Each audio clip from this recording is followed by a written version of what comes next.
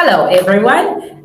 Welcome to our webinar, The Long Game, How to Plan for a Healthy and Wealthy Future. My name is Joyce, a financial advisor at Saturn Advice. Also with me today is my fellow advisor, Strock. Hello. And we have a special guest today, Dee Hunter. Welcome, two of you. Thank you. So Dee is a behavioural change coach, author and speaker. She empowers people to take control of their life by forming good habits and living long and healthy lives. I will let Dee tell you a little bit about herself later. So why this topic? Our regular listeners are probably wondering, because Jean and I are known as the money girl, and it's uncommon for us to talk about health and well-being. Well, the reason is because invariably when we do financial planning, we all come to this dilemma, which is, how would I know how much money I need when I don't know when I'm going to die? Well, who knows for sure, but you have a lot more control over your future health than you think you do. That's why we have Dee here today. Now, before we delve into it, I just want to get the disclaimer out of the way. That's for the lawyers out there. Everything that we share today are general information only. These are not personalized financial advice because we don't know your personal circumstances. So I'll come to you, Dee. So could you maybe spend a few minutes, tell us a little bit about yourself, what you do and how you got into this? Sure. Thanks, Joyce. Well, I'm pretty passionate about well-being, and I engage with individuals in some groups in what I'd probably call a co-driver's role, and I facilitate them to make meaningful and sustainable changes to their lifestyles, which are not easy because you're normally trying to unsert deeply ingrained thinking. So it requires a change in thinking and being open to new ideas. So it really is quite a thought experiment. But the bit that I do is I just help turn the dial on the thinking, and I employ a collaboration of other clinicians and specialists, if required, around the world to be more prescriptive. To your comment, Joyce, I thought it was really interesting because we do all need to transform our thinking and our approach to ageing and not just let it happen, because the cavalry isn't coming. And, you know, financially, if people are buying a lotto ticket for their retirement plan, we know that's probably not the greatest idea. And similarly with, you know, lifespan and longevity, if people are waiting for science to save them, then really they're just going to rely on medical professionals to prolong their death and not prolong their life. So we've got a lot more control over that, and we're going to be talking about that shortly.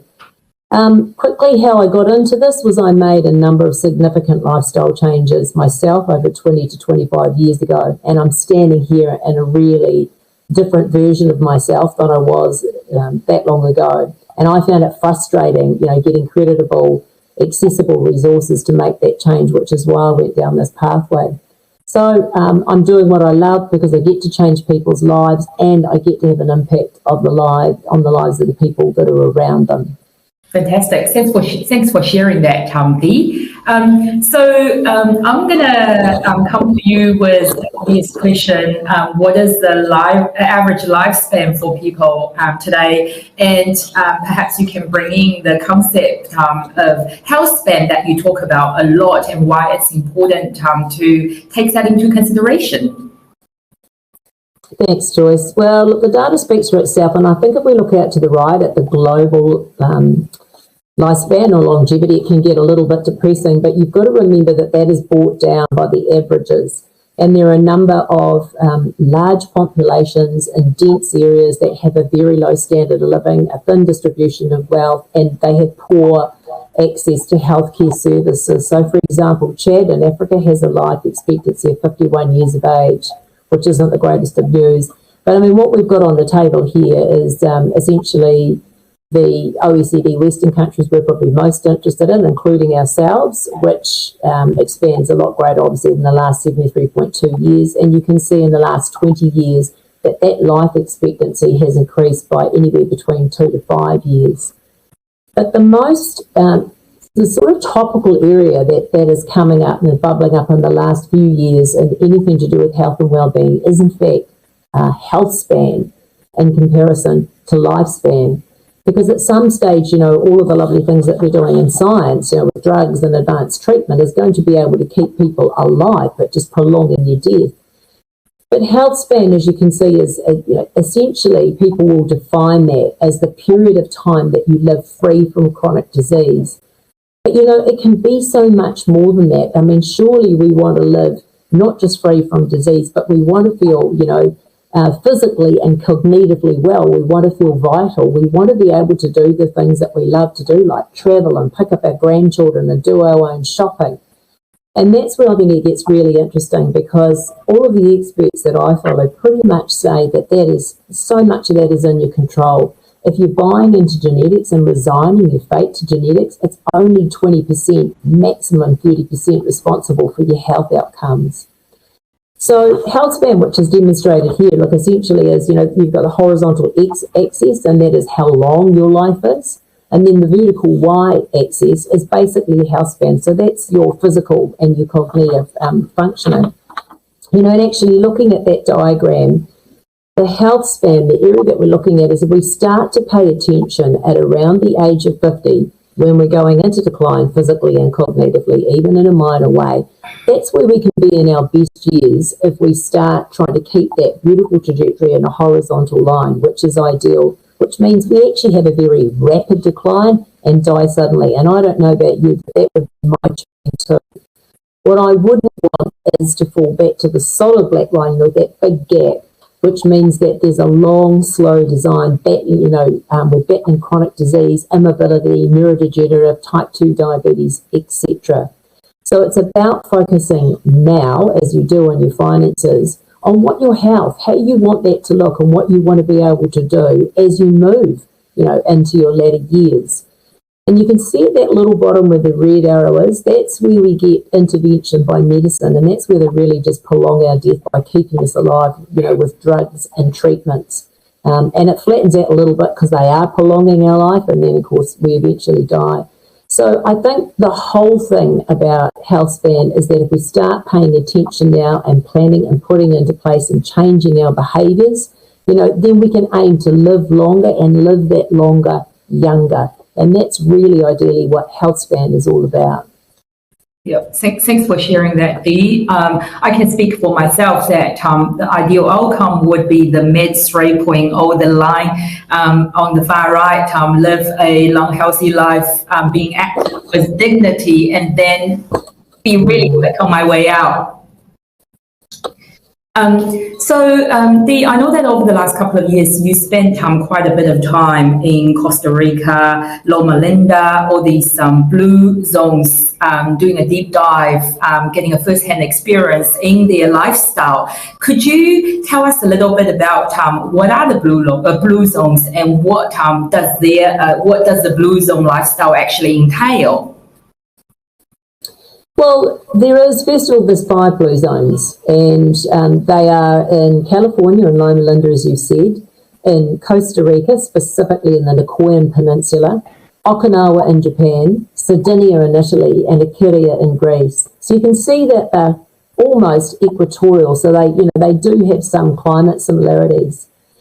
The important thing about the blue zones, which were actually typically invented by Dan Buettner, and they were all certified and qualified with death certificates and birth certificates, so they're designated a blue zone. These are areas that have disproportionate numbers of both centenarians and nonagenarians, so that is people who live to be over 100 and well into their 90s, but they do so in good health and with the absence of chronic diseases. So they are certified. And I've recently visited this year both Loma Linda and Costa Rica. And the reason I've been visiting the blue zones and tend to finish them off is that whilst there is some beautiful collective information that we can communicate to people about what are their default lifestyles that contribute, we believe, to their longevity, I think there are in each of the areas some specific characteristics I found really interesting that can be teased out as well. And I think there's a little bit of urban myth around some of the blue zones, like people believe that they're all vegetarian and plant-based, which actually simply isn't true. So this was my visit to Costa Rica, and I spent time in several communities there, but in particular La Delicia, and it's a small community of 400 people. Some of the most important characteristics there is that they're so deep in nature. So over 60% of the whole territory of Costa Rica is forested, and actually it did suffer deforestation, but they put in some very good government policies to regenerate those areas. They also unbelievably have a really good healthcare system. It's been rated by the United Nations and the WHO as better than New Zealand and better than the United States because it's very community focused, and I'm sure that plays a large part. But the key things there is that they have this lovely slow pace of life. You know, like they unplug. I digitally detoxed when I was there for a week, and it was just absolute heaven. Nothing coming through on my cell phone, no messages. They have really strong communities and connections. So everybody comes together for all of the special events. People don't eat alone. The elderly are well looked after. They get visited 2 or 3 times a day. So when I spoke to them about chronic diseases and then mentioned anxiety and depression, they were just perplexed because nobody takes SSRIs or antidepressants that they're aware of, and nobody suffers from anxiety and depression. They also sit on some of the purest water, and they have a beautiful aquifer there.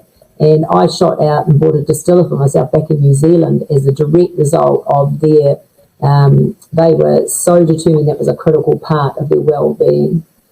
Now, their food there is heavily plant-based because they have so much natural resource, but it's also organic, it's free from sprays, and they mostly grow their fruit and vegetables themselves. But it's Mesoamerican, you know, like it's corn, sort of tacos, etc. And meat. They eat meat, but they don't eat meat every day. They also only eat to about 80% full, and they don't tend to eat after late afternoon because it gets dark quite early. They want to go to the beach to watch the sunset rather than watch TV. So they just don't tend to eat too much. And the one thing you'll see about Costa Rica is everybody's on the move. They're physically active. You know, they walk into nature. They walk to the beaches. And the men there, you know, who've been working the land in particular, even into their 90s and 100s, have got really good muscle mass. They're strong and they're balanced. So they're really physically active. So Loma Linda is really interesting because I think what people know about Loma Linda is it is a predominantly Seventh-day Adventist community. They developed that community in the 1930s, but there are multiple denominations there. And so I think one of the things that stands out for me is that they just have this, as they do in Costa Rica actually, they have a really strong sense of purpose. They call it Plan de Vida in Costa Rica, and here they call it sense of purpose. And their sense of purpose is they understand why they get up every day, and that there's this beautiful sense of service to others that they contribute. And we know from scientific research that people who give and contribute to others have a much better sense of self, and they're generally happier people. Now, Loma Linda is the exception where they are heavily plant-based because they, most of the Seventh-day Adventists do not eat meat. And Paul, who I met here, who's 98 years of age, and yes, he does work 9 hours a day, 6 days a week. He's not eaten meat since 1950, never had a drop of alcohol, never had a cigarette. And he's very committed, you know, to his own well-being. But there's a very beautiful, strong community in Loma Linda. It's not just around Seventh-day Adventism. They invented a proton laser, and people come from all around the world to have treatment for prostate cancer. And they house them in the community, they involve them in their faith, they eat Seventh-day based Adventist choices, they take them hiking in the hills, and, you know, they really help these people through this 40-day program to have good, strong health outcomes.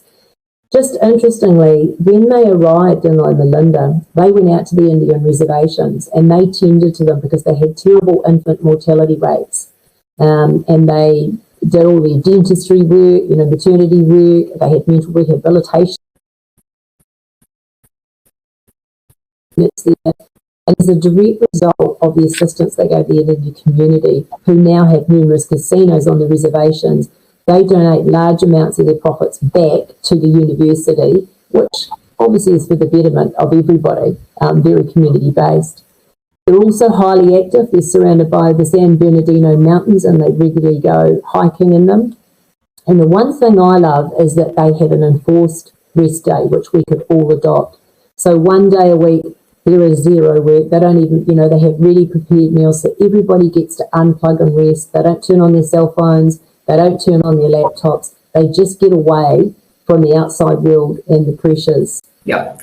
Fascinating stuff. Thanks for sharing, Dee. I think while we all kind of would like to live in the blue zone area and replicate the lifestyle they have, enjoy the benefit, a more practical question to ask is how we can adapt these blue zone behavior into our everyday lives, especially if we live in a different cultural and environmental context. So Dee, can you shed a bit of light on that?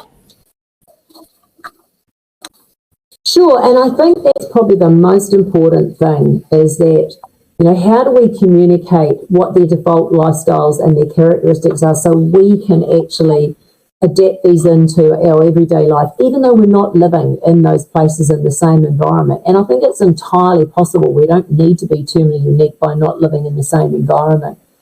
One of the things that is very obvious is that right across all of the blue zones, and whilst the climate does support this, these people are really physically active. They tend, because they mix and they mingle and they commune, they're really physically active. So for us, the one thing we can do is really up our incidental activity. It's that old 10,000 steps rule that we've all got on our electronic devices. Taking, the furthest away car park at the supermarket, taking the stairs, not the lift, walking somewhere if it's a quick walk, having a walking meeting, keeping up incidental activity, because we are so sedentary in comparison to the lifestyles of people in the blue zones. In terms of nutrition, a couple of the key things that I picked up on is obviously there's a very strong plant slant, and there's lots of good reasons why eating plant-based foods is good for us. And I'm not suggesting people are vegetarian, but don't eat meat every day and make sure that we get greens in with every meal. We know what the benefits of eating plant-based foods is. More importantly, it's just not eating high levels of ultra-processed foods. Some research in the States indicates that adults and children, there are huge sections of adults and children that 60% of their daily diet comes from ultra-processed foods. So if you're going shopping, try to stick to the outside of the supermarket where it's all chilled and fresh, because as I say, just because it's on the supermarket shelf doesn't mean it's actually safe to eat. The other thing is, don't eat too often. We have all these snack and vending machines in the Western world which serve, the food manufacturers beautifully because we eat more and we eat more often. We don't need to eat so often, and in fact it's much better for our blood glucose and insulin levels not to eat so often. So if you must, stick to 3 meals a day and don't eat too much. Like eat to satiation to 80%, eat moderately, and just eat the right type of foods, plant-based, less ultra-processed foods. I think one of the things I'll quickly say too around distressing and unplugging is that people underestimate the value of sleep. And, and in some resources I've read, they now put nutrition and physical activity on top of the foundation of sleep. Sleep has a complete impact on so many things in our lives, our emotional well-being, on our weight, and our ability to perform physical activity. So paying attention to your sleep, I think, is a really critical element, just as an aside, as a well-being. The other thing I find is that in the blue zones, they get into nature. It's that nature pool that we talk about. And there was a research conducted in 2019 where essentially people were spending a minimum of 20 minutes in nature, and they were testing their cortisol levels, and they saw a reduction in the stress hormone cortisol as a direct result of being exposed to nature. And that actually has a long shelf life. It can last for anything up to 12 to 24 hours. The one thing that I have seen bubble up as being, really important in all of the blue zones, and it's starting to come up in a lot of the scientific and medical research, in actual, is around, connection and community and lack of isolation. And the US Surgeon General, who's Vivek Murthy, actually was quoted as saying the ill effect of loneliness and health could be equated to smoking 15 cigarettes a day. Now, I don't know what research has been conducted around that, but that's an astounding statement. But one thing that I've seen in all of the blue zones is that People socially connect. So rather than sitting in front of your screen or your social media or Netflix, we have to actively work our social connections. And how many of us have got those friends that we can call at 3 o'clock in the morning so we don't feel alone and isolated in distress? Because there is a lot of evidence now that people who are isolated, who are distressed, who do report feeling lonely, have much poorer health outcomes. They have shorter lifespans, they have shorter health spans, and they do not recover from chronic diseases like cancer, as well as those who have strong social support. So look, there's a few quick outtakes. I could probably go on all day, Joyce, but I think it's just even from those two studies, there's a lot of stuff that we can take and put into our daily lives to benefit, our well-being. Yeah, 100%. And thank you, Dee, for sharing your perspective and give us an audience a few actionable things that we can take away and do to improve our health and well-being. And I'm sure Jean will be my 3 a.m. friend. And on that note, let's switch gear and come to you, Jean. So if we follow everything that Dee just advocated, that we could live to 100 and be really active, and the trick is not to run out of money. So when we work with clients to help them plan for their retirement, there is a lot of anxiety around private health cost and residential care. And the best way to combat anxiety is to actually stay informed and take action. So you will be all over that today. So Jean, my question to you is, could you outline these costs for us? Well, again, referring back to what Dee said, I think you can start to run into these costs quite early on if you aren't paying attention to the 80% of your lifespan that you can influence. But I'd say first that actually financial stress is more common for women because women tend to live longer than men, and they often retire they've got lower lifetime earnings, so they often retire with a smaller amount of capital. For couples, it tends to be the woman that ends up in residential care because men marry their caregivers. So the women will look after the men for as long as they possibly can in their own home. And then if their partner passes away, then they're the ones who often end up in residential care. But from relatively early in your retire period, the cost of health insurance goes up astronomically. So there's a lot of inflation in health costs anyway. And then with aging, I find a lot of people give up their health insurance because they just absolutely can't afford it anymore. And that's a difficult decision to make because you always think, gosh, I'll give it up and then I'll need an operation the following year. And then there's just the ongoing costs of dental care. You might be at the GP more often, optometry, so all the bifocal lenses, etc. That all adds a lot of money, and often hearing aids. Hearing aids are quite expensive as well. But the thing that people really are anxious about is the cost of long-term residential care, and that is definitely a big expense for people. So there's a subset of people who are under 65 who, for various reasons, might be in care. I'm basically talking here about the older people over 65. So these are people who really are no longer safe to live alone and can't be supported to live independently in their own home. There's the trend in New Zealand is that, and several experts have used the expression that residential care increasingly is de facto hospice care. So the average age that people are going into residential care as of the 2017 data, which is the latest I could find, is 84.1 years.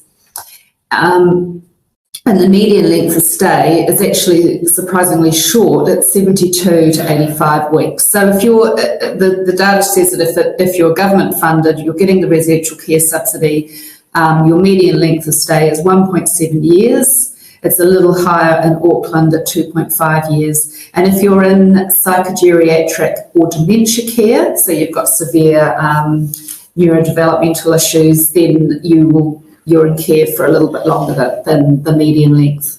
So in a way, that ties in with maybe a lot more of us than we realise have got a fairly healthy lifespan, and we are declining very late in life, and we're literally going into care at the very end of our life, which is a good thing because it's expensive. So there's 4 types of aged residential care. Rest home is effectively entry level. Then if you need a little bit more support, there's hospital level care, and then there's dementia care and psychogeriatric care for very severe psychiatric illnesses. The people who provide residential care in New Zealand there's the major publicly listed businesses like Ryman, Somerset, Oceania. There's major private providers, and MetLife Care, of course, is now privately owned. Then there's a smaller amount of charitable providers, and then there's a few individual or minor owners of residential care. So if you, to initiate residential care, usually a concerned family member or a health provider such as your GP will refer you for a needs assessment. And you have to have the needs assessment, and if you're assessed as being very high or very high needs, then you qualify for residential care. The second step is, once you've been assessed as needing residential care, is to apply for the Residential Care Subsidy. That's if you think you'll qualify, and you do that through WINS. So if your assets are below the threshold, you qualify for the Residential Care Subsidy, and WINS will also determine how much income you'll have to contribute to the cost of your own care. If your assets are above the threshold, you do not qualify for the subsidy, and you will have to pay for the cost of your own care up to the capped cost in every area. For a lot of people, you can be supported in your own home. So if you don't screen as being very high or very high on the needs assessment, there's a lot of care that you can get in your own home so that you can continue to live as independently as possible. So this will cover off things like personal care, assistance with showering and dressing, household support, so cleaning, perhaps cooking, and also equipment to help you with safety in the home, so such as, safely showering or using the bathroom. And these supports are usually provided by the health, what used to be the district health boards. So I've just screen snipped the top part of the capped cost of residential care. So there's the list continues further down. So this is the top, the northerly territorial local authorities. So you can see the lowest maximum weekly contribution is in the Far North District at $1,250. And the highest, not surprisingly, is Auckland City at $1,349 per week. So if you're living in residential care in Auckland City, you would receive $70,179 for 52 weeks. Well, it would cost you that for your care. And as of September 2021, 63% of long-term aged residential care occupants receive the subsidy.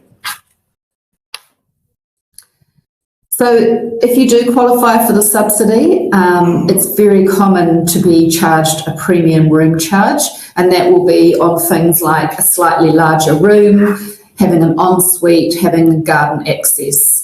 The median premium charge is $59 a day. So this can add up to $30,000 per annum to the cost of care on top of the residential care subsidy. There's far more premium rooms available than standard rooms. So if there are no standard rooms within 10 kilometres of where you live, you might be able to stay in a premium room for the cost of a standard room, but I think as soon as one becomes available, you would be moved. So that can be quite a substantial cost, even if you have virtually no assets at all. So the asset thresholds. So if you're a single person or both halves of a couple are in care, your assets have to be below 256,554 to qualify for the subsidy. The threshold gets adjusted, I think, on July the 1st every year. So you would expect it to jump up a fair bit this year because of inflation. So if your spouse remains in the family home, the house and the car is exempt and threshold B applies. So that means if you've got a $1 million house and mum is still in the house and dad has gone into care, then you've effectively managed to ring fence your $1 million home, but all of your other assets have to be run down to $140,495 or less to qualify for the subsidy. There's also an allowance for exempt assets, such as a $10,000 prepaid funeral and personal belongings, such as jewellery and clothing and furniture. So if you do qualify for residential care, you may be required to contribute income to the cost of your care, and for most people that is New Zealand superannuation, or if you have an overseas government pension. So that would go directly to your care facility. If you are a couple receiving New Zealand super and one person goes into care, that person will switch onto the single sharing rate, and the person staying in the home would switch to single living alone, so you get a slightly higher superannuation. And you are allowed from your superannuation a small personal allowance every week, which is not very large. There's other income from private super, 50% of private superannuation, and earnings from interest and investments, and that's including investments. If you've gifted assets to a trust and the trust has investments, you could be called upon to contribute income from that as well. There is also a residential care loan. So if you're assessed as eligible, you have to have very few assets outside the family home, and effectively WINS has a caveat against the house, and the cost of care is deducted when that house is eventually sold. So you might be thinking, hey, that's okay, I'll just give away all of my worldly goods and then I can qualify for residential care subsidy. But unfortunately, the government's onto that. So gift duty was abolished in October of 2011, but that was under the Estate and Gift Duties Act. So back in the day, you would gift your assets to your trust, and then there'd be a debt owing by the trustees to the settlers, and that debt would be forgiven at $20,000 per person per year until you'd fully gifted away the value of that asset. So that all came to an end in 2011. But these changes did not apply to the Ministry of Social Development, and WINS will definitely consider how much you've gifted to a trust when they assess your assets for the purpose of residential care subsidy. And if you're deemed to have made excess gifting, they'll consider that deprivation of assets or income, and they can claw that sum back into your means assessment. So in each of the preceding years, when you apply for the care subsidy, you can only have gifted $6,500 in those 5 years, and for the preceding years, it's $27,000 per application. So how much is residential care going to cost? So if we pull all that data together, if you're an Auckland resident and you're having to pay $70,179, which is the capped cost for contracted care, plus let's say you're also paying the median premium room charge of $59 per day, that's an additional $21,535. meaning your care is going to cost $91,714 every year. Now, off of that charge, we will deduct the single share in super, and that is $22,845. In actual practice, that would be minus a small personal care allowance. But that brings your annual outgoings down to $69,000 per year, which is still fairly substantial. But if you are fortunate enough to stay for the median 1.5 years, that's $103,304. But you can see how if you're staying in care for, 2, 3, 4, 5 years, how that outgoing really becomes significant. So again, the longer you can push your healthy lifespan out, so it's close, your healthy lifespan is closer to your lifespan, hopefully the least time you will spend in residential care, if you need residential care at all. So when we talk about holistic life planning, we talk about obviously the financial planning that you need, how much capital you need to sustain your desired income for your entire lifespan. But when we look at holistic life planning, we're including things like your maintaining your physical health, your social connectivity, which is what Dee has spoken about earlier. And really, longevity is redefining retirement, and one of the ways you can hold on to your wealth is by holding on to your own health. So planning for longevity, Joyce and I did it last year. We made a webinar about retirement planning when you're in your 50s, and I think that's worth referring back to as to some of the levers you can pull to accumulate capital for retirement. But when you think if you're retiring at 65, and of course there's no reason you have to retire at 65, a lot of people choose to remain engaged in the workforce and get all those other social benefits of working. But if you're going to live potentially to be 95 and you've retired at 65, that's 30 years of investing. So I would really push back against the idea that you have to be very conservative when you reach 65.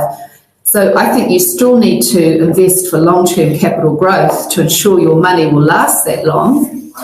And one of the ways you can manage the volatility of growth assets such as shares is thinking about having a short-term bucket of stable money, so perhaps cash, short-term term deposits, perhaps some bonds, that will fund your short-term spending, but it means you can still invest a substantial amount of your money for longer-term capital growth.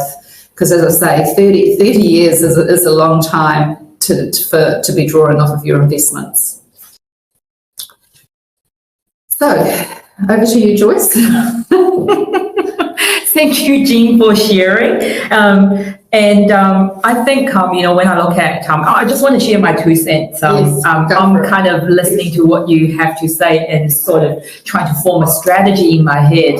I guess the first thing kind of sprang to my mind is really this is where health and wealth this is the intersection of health and wealth. Yeah, it's where the rubber hits the road. Yeah, your first primary strategy is really to shorten the gap, like you said, between your health span and lifespan. So you spend minimal time in residential care. But if I had to spend 1.5 years in residential care and it's going to cost me over $100,000. I am, it's probably going to be another 40, 50 years until I need residential care. I'm going to accumulate that money and making sure it is going to achieve significant capital growth so it can keep up with the rising cost of residential care, isn't it? Yeah, and not everybody needs residential care. Some people just, as Dee said, might fall off their horse or fall off their bike, and it's very rapid. But but it's just interesting that increasingly residential care is very late in life. It's virtually hospice level care, and I suppose for those people who are anxious about how to pay for it, I guess the good news is that for most people, it's actually a very short period of time. Yeah. And I think, like you said, if we're going to all do what Dee asked us to do and live a long, healthy life, and we're going to be active until 100 and being able to enjoy life to the fullest, then we want to make sure that we don't run out of the money. And therefore, that's where the financial planning comes in, is like, we really encourage you to look at that financial planning in your 50s video. So on that note, I would like to thank our speakers, Dee and Jean, for sharing your experience and insight with us today. And I hope you find this, to our audience out there, thank you for being here. I hope you find this webinar informative and useful in planning for your future health and financial well-being. If you need help with anything, please do not hesitate to reach out. I've got Jean and Dee's detail up on the slide. Or you, Joyce. Pardon? Or we could reach out to you as well. Oh, yeah, you can reach out to me as well. Thank you for joining us today, and hope to see you again at the next webinar.